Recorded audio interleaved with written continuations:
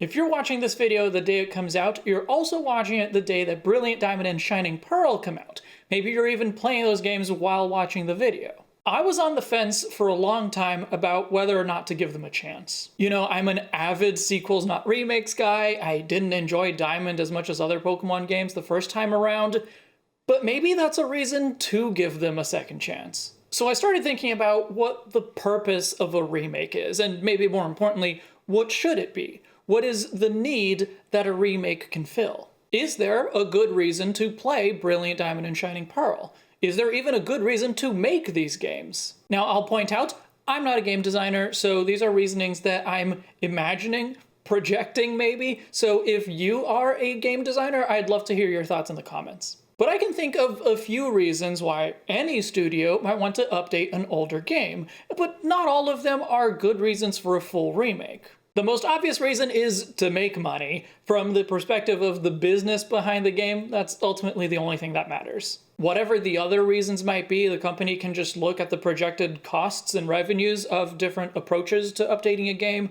a port, a remaster, or a remake, or something else, and they'll probably just pick whichever one will make them the most money. Money will always be a factor, but it's not exactly a good reason from a player's perspective to do a full remake, so I'm mostly going to ignore it for the rest of the video. So, maybe you want to give players easier access to an older game. It can be difficult to get your hands on a classic game legitimately, so having it available on a modern system can make a big difference for accessibility. If you don't think the game has too many flaws, not a lot that aged badly, you can just port it and make minor tweaks here and there. In the case of something like BDSP though, porting from the DS to the Switch, two systems that have very different capabilities and control schemes, it might be challenging to figure out how to port it well, so that might end up being a point in favor of a full remake. Graphics can make a big difference too. If you feel like your game didn't quite look as good as it could have, maybe you want to re-release it on a newer system where it can look its best. That's the role of a remaster. But a remaster isn't always a viable option. If it's a relatively recent 3D game, it might be fairly easy, but if it's a pixel art game, you're gonna have some trouble. If you upscale pixel art, you just get bigger squares. So if you really want to increase the resolution of a pixel art game, you pretty much have to redraw everything. And in any case, newer audiences don't have the same sensibilities. Maybe modern audiences aren't as keen on pixel art as they used to be, or as they should be. Players who didn't have a chance to experience the originals aren't going to have any nostalgia for the way things used to look, so to reach more people, you might need to update the graphics. With a game like Pokemon, where the gameplay hasn't changed much, but the mechanics have evolved a fair bit over the years, it might be a good idea to apply modern mechanics to an older game. The series has introduced 3 new types since Generation 1, Split Special Attack from Special Defense, Split Physical and Special Attacks. Most of the major changes to battle mechanics happened before Generation 4, so maybe that's not a big reason to update Diamond and Pearl specifically, but there's been a lot of updates to quality of life too. Field moves no longer being tied to battle moves makes team building a lot more flexible. Party-wide experience gain that is relative to your level also makes it really easy to swap team members in and out to try things out, see what you like. One of the main things that frustrated me about Diamond was how clunky the menus were. The Pokemon box didn't have touch controls in the system where the main feature was a touchscreen. Of course I would expect a remake to fix these really basic quality of life things. Plus, trainer customization, reusable TMs, new and modified move effects, new Pokemon and forms, all things that can make your experience of that region feel really fresh, all things that are probably worth adding to a Pokemon remake. But Brilliant Diamond and Shining Pearl aren't exactly doing all that, are they? Obviously, I haven't played them yet, I'm recording this a few days in advance, but from what I've seen, they've been really arbitrary with which mechanics they keep unchanged and which ones they update. BDSP were originally billed as faithful remakes with quality of life improvements, and yet it doesn't add reusable TMs, a very popular quality of life change, but does add wild Pokemon to dens in the underground?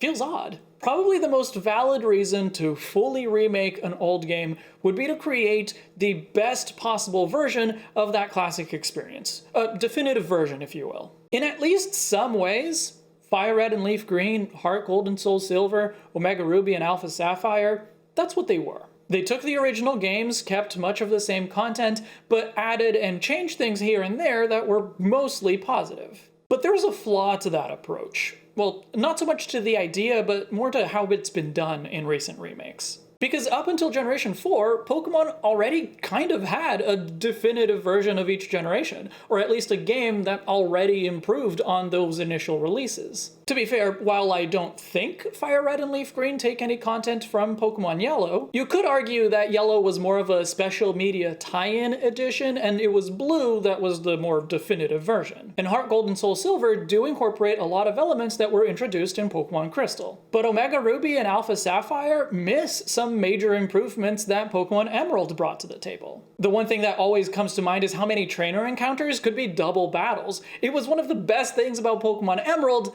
but it's not in ORAS. And from what I've seen so far, Brilliant Diamond and Shining Pearl are even worse in that regard. Platinum made so many great changes that they're ignoring. The iconic character of Looker is missing from the region that introduced him. The Distortion World, the most interesting location in Sinnoh, isn't included. Are both those things confirmed?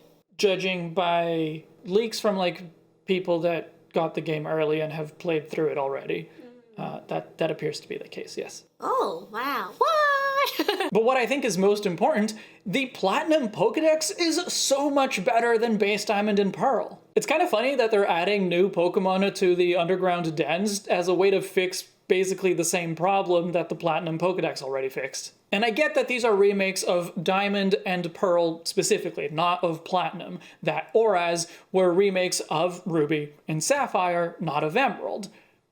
But why? If you want to offer a definitive experience of a region, or even just the best that you can at the moment, why wouldn't you look to the games that already fixed many of the problems you're having to contend with? Frankly, I don't understand the Pokemon approach to remakes, especially Brilliant Diamond and Shining Pearl. If your focus is to reach new audiences, why would you bother being faithful to the originals at all? New audiences don't have nostalgia. If your focus is to recapture the experience of playing the originals for veteran players who loved them, why wouldn't you include some of the most beloved elements of the generation? And also, I don't think you really understood what the Sinnoh Confirmed crowd really wanted. If your focus is to create the ultimate version of that classic game experience, why wouldn't you take every opportunity to improve the player experience, faithful or not? I don't think that you should be making remakes.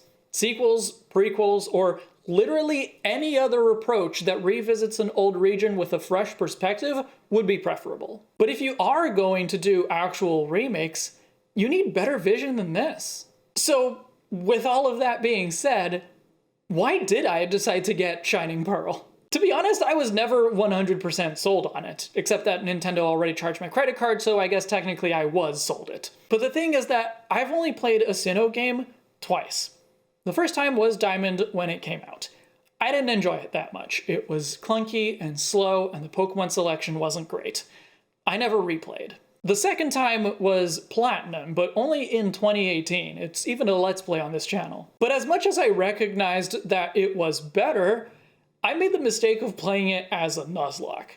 I don't like Nuzlockes. So the main thing that I'm looking for is a casual, smooth experience of Sinnoh. That, I think BDSP can provide. I don't think that I'll be really satisfied with it, but my experiences with Sinnoh have been so meh so far, it really can't get any worse. Right? I'm looking forward to it. That's good, that's good. I've never played the games before. And in spite of everything that I've said today, I am trying to go in with an open mind. We'll check back in about that in a few weeks. But for now, let me know in the comments what you think the role of a remake should be, and if any Pokemon remakes have actually accomplished that for you. And hey, if you are playing Brilliant Diamond and Shining Pearl right now, how's that going?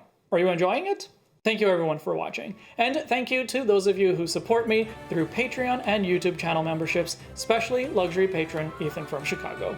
I'll see you in the next chapter.